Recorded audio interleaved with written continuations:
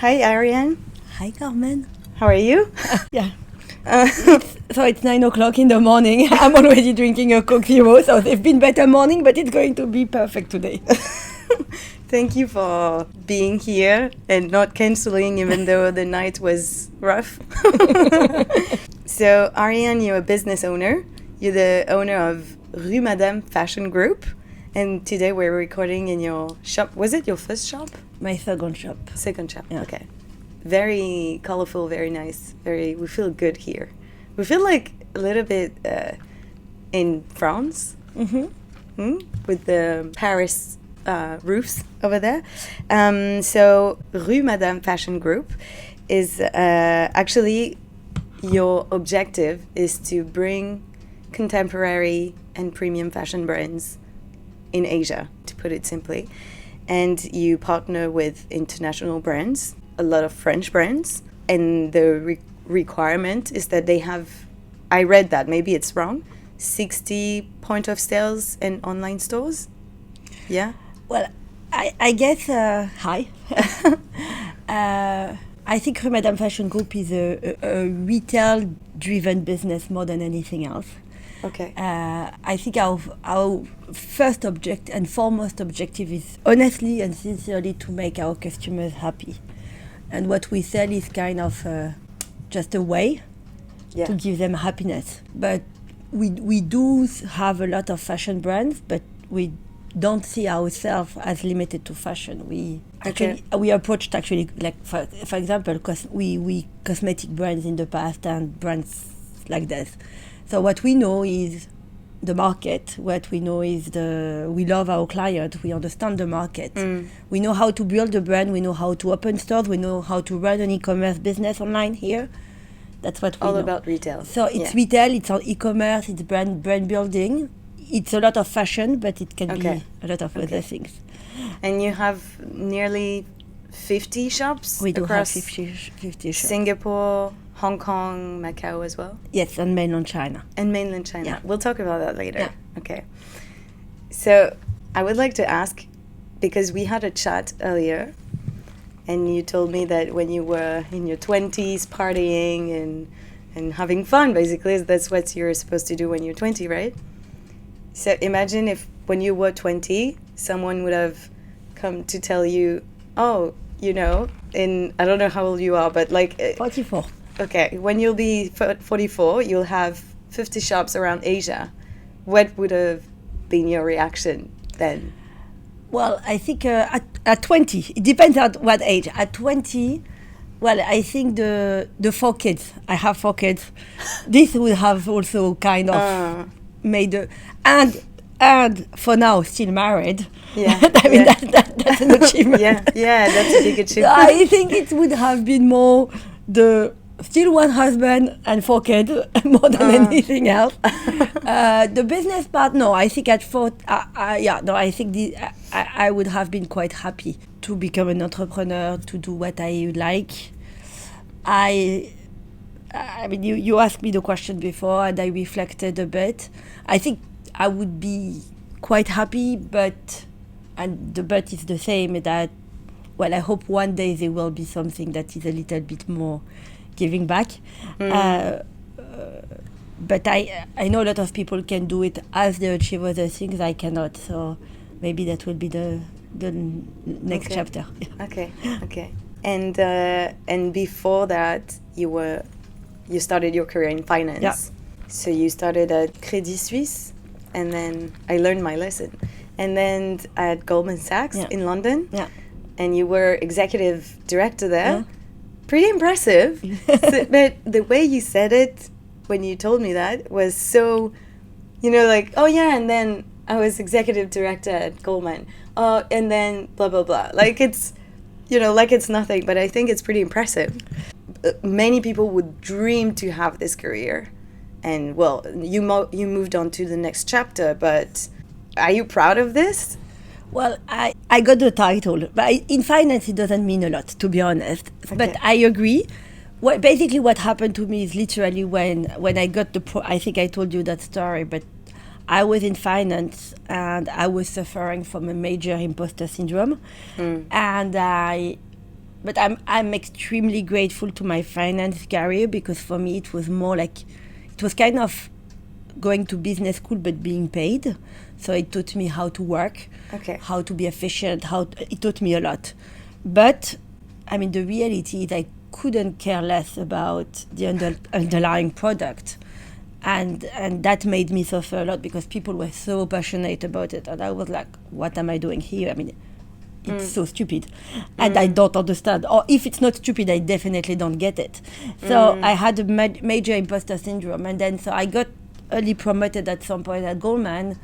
And you get that title and that business card saying executive director. And when I got that card, I was like, okay, it's finished. It's done. I don't think I can go anywhere higher than that. And that's pretty... that's good, actually. Okay, I'm done. So, okay, what's the next chapter? So really, for me, it was kind of, okay, you kind of ticked a box here. Yeah. But do you think it was... because imposter syndrome, well, it's very common, especially among women, maybe even more. Yeah. And I guess especially in a male-dominated industry. Yeah. But was it more because it wasn't your place, or maybe just for the time being, but that wasn't you really, more than your skills, Yeah, I guess. Well, I have no idea how I got my first job, and for people like me, because I was not really academic. I was not horribly bad, but I was not very academic. So for people like me, I think the difficult thing is to get in. But once I got into these organizations, whether it's Credit Suisse or Goldman, I stood out, because I had probably better EQ than a lot of people, and they made people laugh, and I could connect with people and understand what my clients need, and by understanding what your clients need, you can provide them with solutions, and and satisfy them. So, long story short, but again, you need to connect to the finance world, and I didn't connect. Yeah. So that's what probably made me suffer. I really could not connect with the markets. Now, I don't suffer from an imposter syndrome now. Yeah, because you found your voice. I think, it's not something where, or maybe because I age, but I also think that, I'm quite good at what I do. Yeah, yeah. Also, you started in 2010, so... I hope for you that you're good at what you do. It's been a long time now. Yeah. When you started, so you were in London at Goldman Sachs, and then so was your husband, right? And he still is in finance? No. So we met while he's French like me, but we met in London. He was working for JP Morgan. I was at Goldman. Okay. The financial crisis started. The 2008 financial crisis was literally starting. It was the very beginning, and I was pregnant. I became pregnant with my first child, and he was approached by Goldman for a job, and he said, and we realized it was time to move out of London, and it was basically Asia time. Greater China time was coming. So he said to Goldman, "I'm not interested to come to London. Send me to Hong Kong," and I resigned. I didn't want to be the wife of someone. I resigned and moved to Hong Kong, pregnant with no job, basically. Wow. Yeah. Okay. And was it the first time you were living in Asia? First time living in Asia, first time being pregnant, first time not working, a lot of first time, and then. So basically, what happened is I had my first child. I could have stayed at home. But it was not me. So I started looking in finance, but I knew it would not make me happy. And at that time, really, so we are in 2009 now, and what we call affordable luxury was booming in Europe. And there was Zadig and Voltaire here, that's it.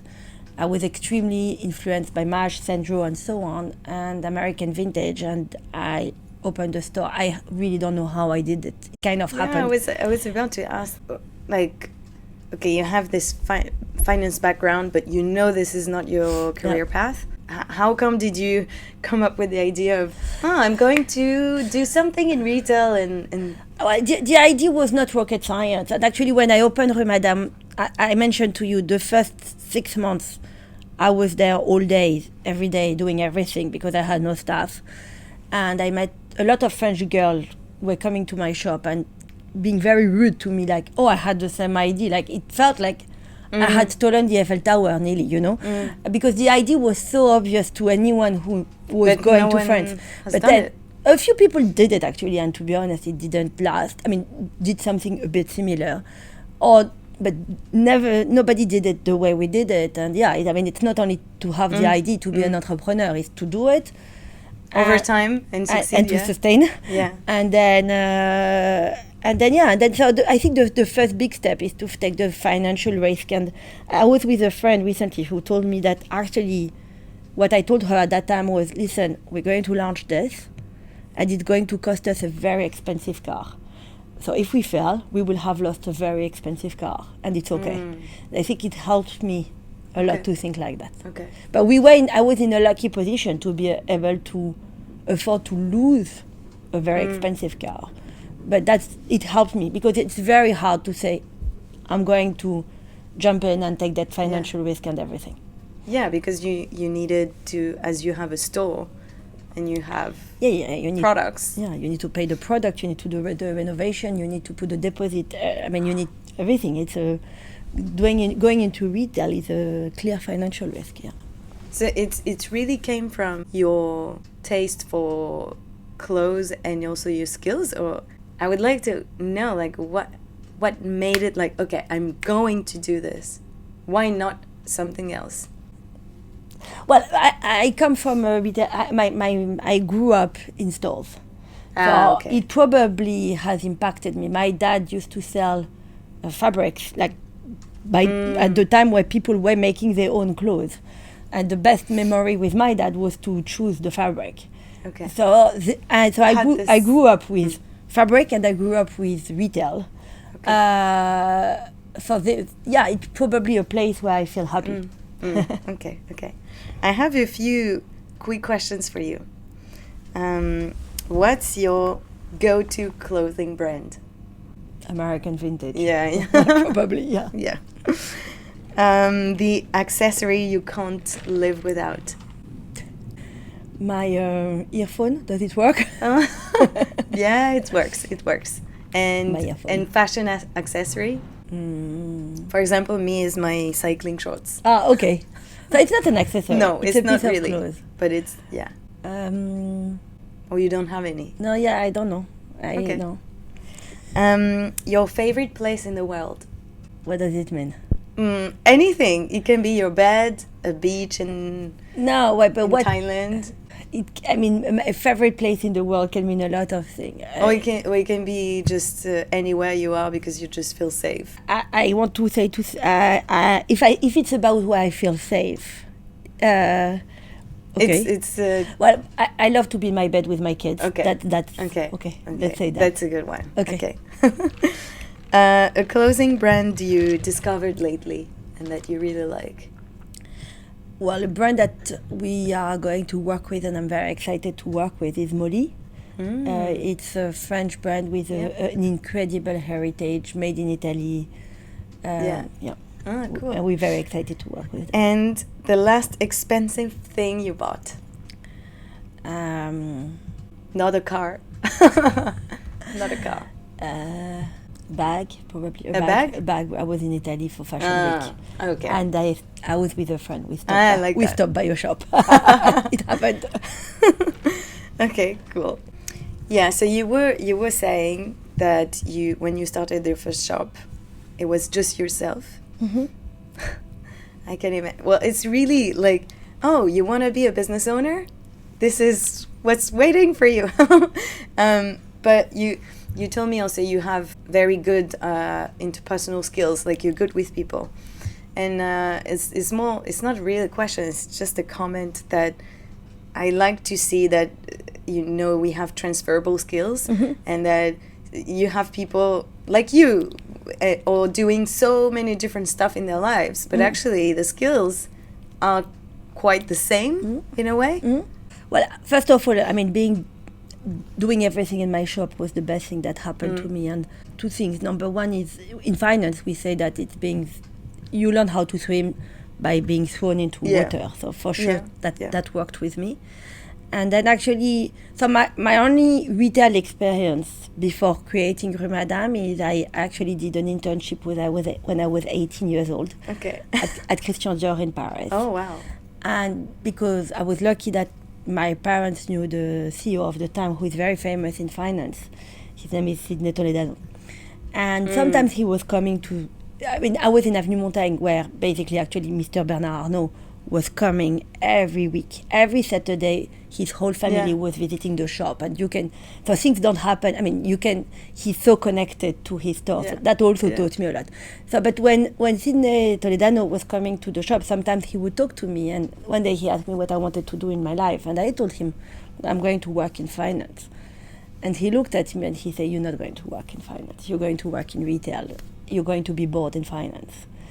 And today, I don't know if I had the chance to tell him, but it really is interesting how he could look into people. Yeah, I love that. Yeah. It's fascinating. Yeah.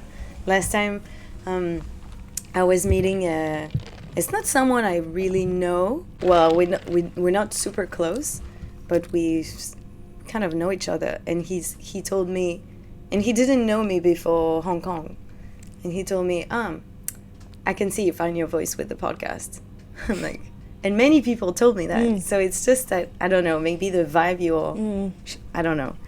You learned how to swim, so basically how to do retail and manage a shop just by yourself, or did you have, a supporting team? Obviously, very quickly you start to hire and you start to meet people, and you probably meet people, the people who stick are the people who are who have the right skills for your company at that time, which don't necessarily they have the right skills when you grow. Some have, and they can grow with you, some not, but it's very interesting. And the values maybe? I think the values remain the same. The values are, for me, it became very quickly very clear that our values was really about the client, and also I felt in love with retail, with the client and the retail team. And our company is extremely, the values of this company are very into the retail team is the most important people. After our client in the business. Yeah. So these kind of values remain the same. Yeah. But as you grow, there are things that change. I got lucky to meet people on the way, and very quickly I met people who are still with us, and this makes us very happy. Yeah, there is a trust. There is a clear trust. Yeah, you seem to put the client first, and this is, the right thing to do, I guess. But it's not everybody that does that. No? Some people are just so focused on their business or their side of the business that they don't think about, the vision of customers just passing by what may they think, you know? Yeah. No, I agree. And it's not, sometimes I'm not saying my way is better, but It's your way of doing it. Yeah. Okay.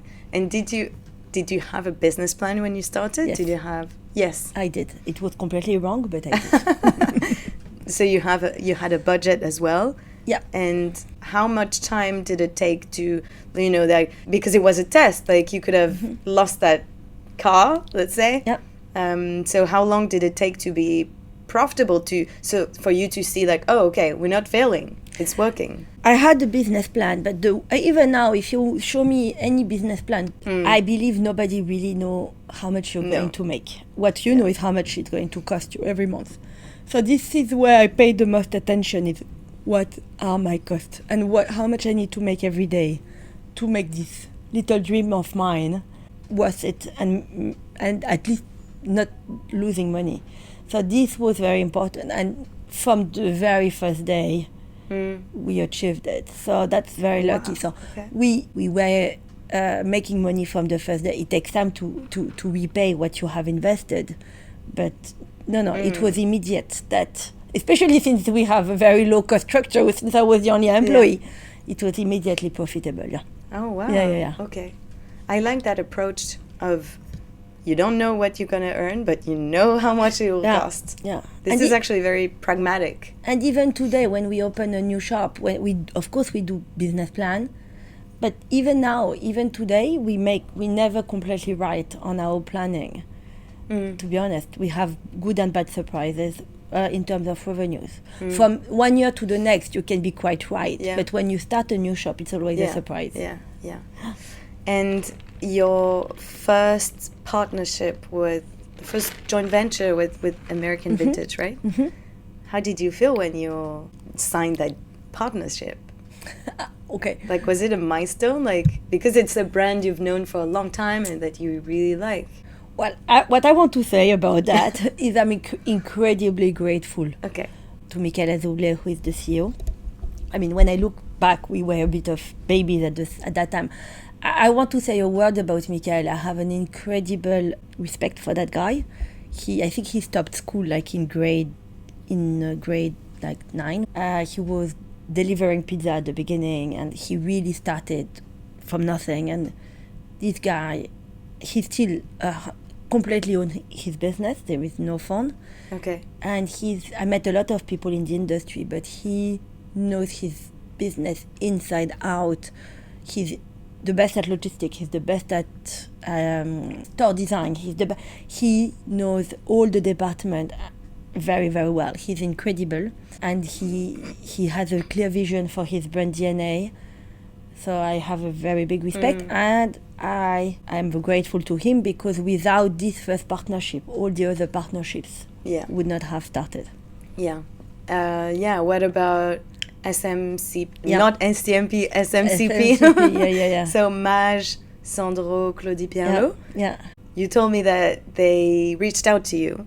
No. It's the opposite. Okay. No, I got... But it opened like super fast and you were pregnant? Yeah. No. So I was selling them at Rue Madame. And this was already an incredible favor they did. But they kept on telling me, we're going to stop. We don't want to do wholesale. We're going to open in Asia, and we're not going to do it with you. Okay. And I kept on begging them to do it with me, and they were like not interested. But sometimes you get lucky. I think they were expecting something to happen that didn't happen. And they wanted to open Asia quickly. And who was knocking the door every day? It was me. So that's, I think, also a big part of the entrepreneur life is, never accept a no. Never. And so when they finally decided to work with me, it happened super fast. And yes, the story is, I received a call on the 23rd of May 2012 from the CEO with all the board saying, listen, Ariane, it's done. We're doing it with you. And that was a very big achievement. Yeah. We were very small at the time, but you need to do it very quickly. You need to move on and open the stores very quickly. They were absolutely fine. I'm up for it. I just gave birth yesterday to my second child, but that's okay. And he was, sorry. Okay, take your time. Don't worry about it. Well, for anyone who has given birth, 1 week later, someone was in town. And I came to see IFC Mall, who is a big landlord. I had my baby with me. I could barely walk. And I was negotiating the first stores. And IFC management told me, that day you could have asked us anything. We just wanted you to go home. Because, in the Asian culture, you're supposed to stay home after having a child for 30 days. I was obviously out with the baby after 8. So they were terrified, and they were like, just go home. But the first store was open. So that was end of May. The first store was open in August. Wow. Did you feel at the time that it was the beginning of something bigger? Yeah, for sure. It was the moment you're like, okay, we're stepping up?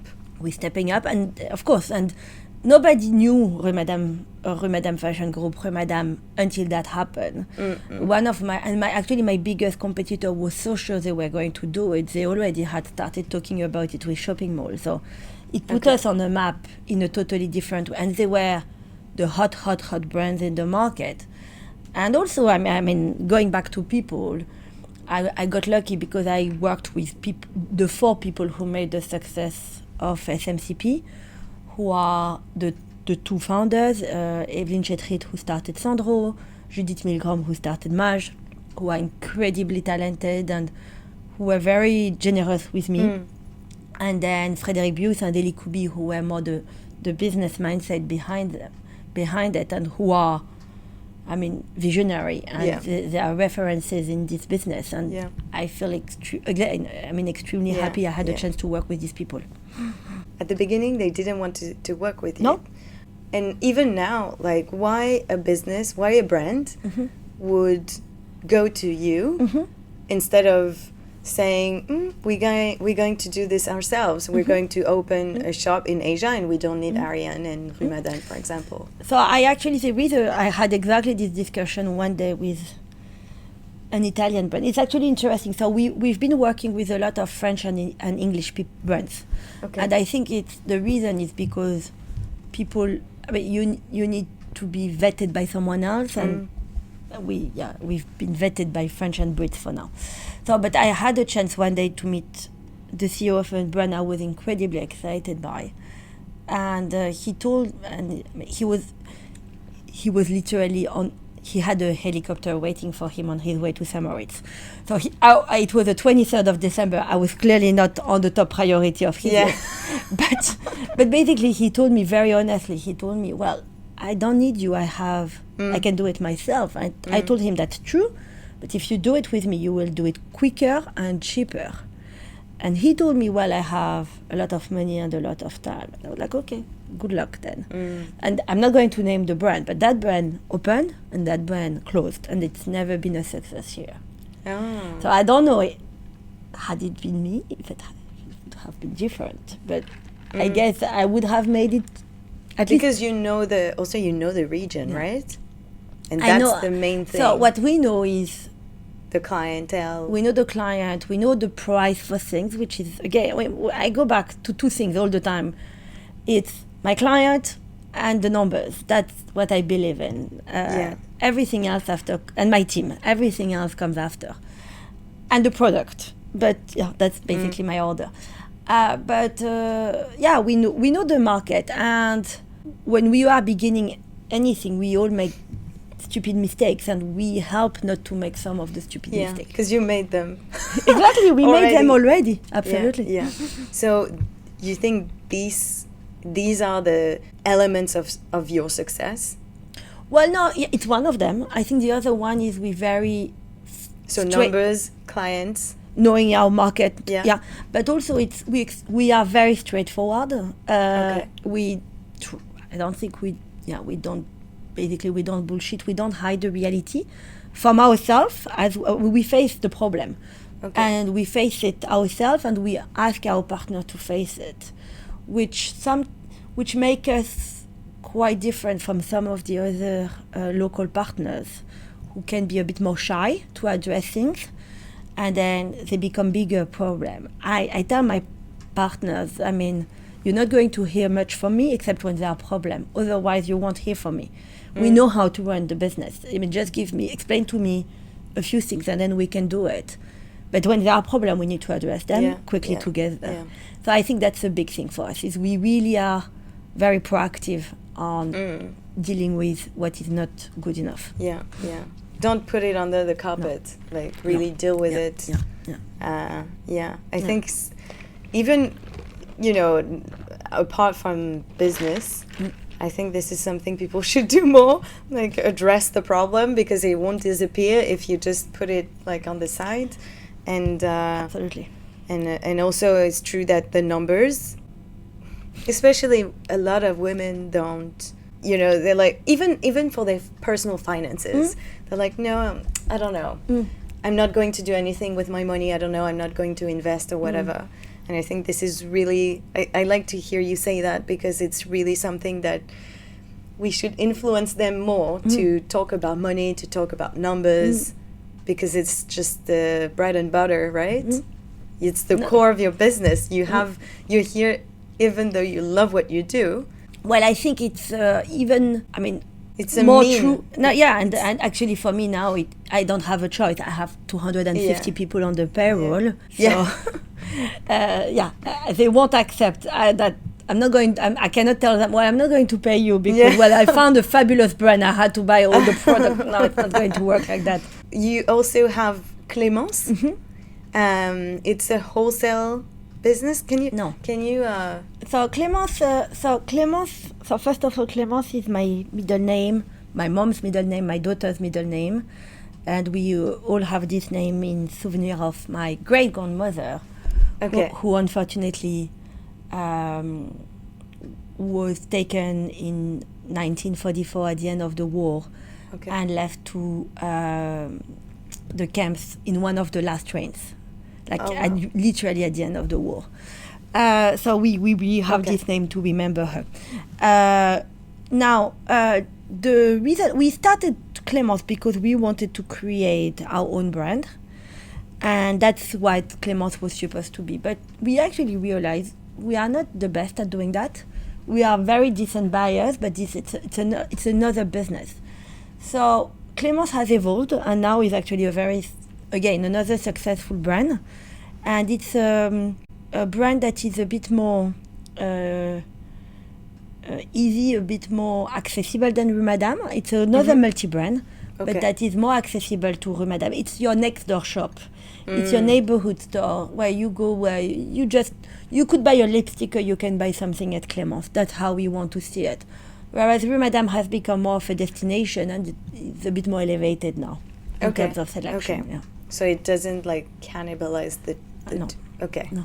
More generally, what about fashion in Asia? Well, because I'm French as well, and when I arrived in Hong Kong, I was like, okay, fashion here is not the priority. So I'm glad to see that that you have these brands, but honestly, apart from that, you only have luxury. I'm not going to buy Dior clothes, so the choice is quite limited. And so what about the consumers here? What about the fashion scene? What about all of this? Well, I think, first of all, if you look it's changing, I guess. Yeah. I think you can see a lot of girls who are very, very stylish. Those who are stylish are actually very, very cool. If you go to, if you travel to mainland China, it's even more true. There are girls who are incredible and they are so knowledgeable. So people here, they get into it. They are better than anyone else. And for culture, it's a bit the same. For me, yes, maybe you don't have all these beautiful buildings we have in Paris and so on. But actually, we have at the moment the Hong Kong Art Festival. For me, I don't know for you, but for me, in the next 2 weeks, I have 4 shows. Yeah. So you just need to go to everything. Yeah. And then you have a lot of cultural life. Yeah. Yeah, actually, I'm doing this mini series of episodes for Art Month with art professionals. Nice. Yeah. I was at Philip's auction house yesterday. Nice. Pretty cool. Yeah. Okay, and now I would like to talk more about Mainland China. And because is it on your list of the next big milestones? Yeah. Or you're already there? We are already there, but we're very, very, very small. We are baby. We are not even newborn stage, but we are going to become a baby very soon and a toddler right after. So what's the plan there? Or can you share a bit? Yeah, the plan. We only have, we've opened an office in Shenzhen now, which is really cool because it gives us already, we start to work differently. We already have, we only have 1 store at the moment when we have 50 outside. Yeah. And then we have 2 online platforms that are actually also growing because that's the thing about China. So we are on Red and we are on Tmall and they're growing. But hopefully by the end of the year we'll have at least 4 to 5 stores. That's the current planning. Okay. And hopefully by the end of next year we'll have, 15 or something like that. Oh, wow. That's the objective, Depends how many brands we can sign in to take to China. But how do you keep control of when you open so many stores? Well, we've been in the business for a while now, so we have my management team we have 8 people in the management team. Most of them have been with us for a long time. So I trust them, they trust me, they trust some of the people in their team. So you just keep on spreading. Okay. Yeah. Okay. And the final question is the signature question of the podcast. Is there any lesson that you learned from mistakes you've made that you would like to share with fellow entrepreneurs or future ones? I think that's what we discussed before, is really don't get tired about the problem. Yeah. Get excited about the problem and work on them until you get it. You can find a solution. You have it somewhere in you. Just go for it. Okay. Well, cool. I like that. Thank you very much, Ariane. Thank you. Thank you. You can rest now. Thank you.